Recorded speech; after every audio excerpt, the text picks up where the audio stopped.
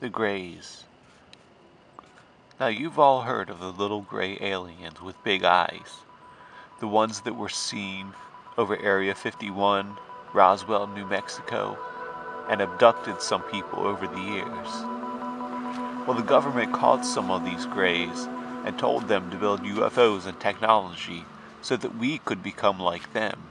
The Greys didn't like this idea, but they were stranded on Earth and could produce some rudimentary technology in exchange for food, so they went to work. After some years, they asked to do other things, to work outside, but the government told them this was not permitted, and if they wanted to eat, they would work, so they continued to work. After a while, just giving them food and housing wasn't incentive enough, so the government made up alien games and alien movies that made them forget they were unhappy so that they could go back to work. One day, the U.S. economy collapsed. The government put more pressure on the Greys, saying their tech is the only thing keeping the economy afloat.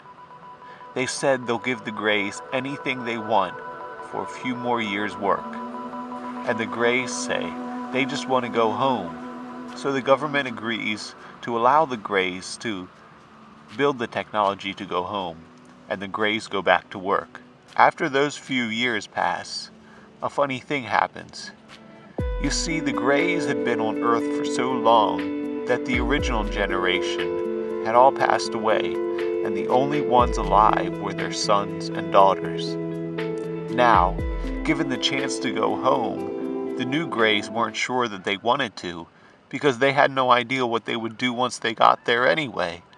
They were sad, but since they didn't know what else to do, they just went back to work.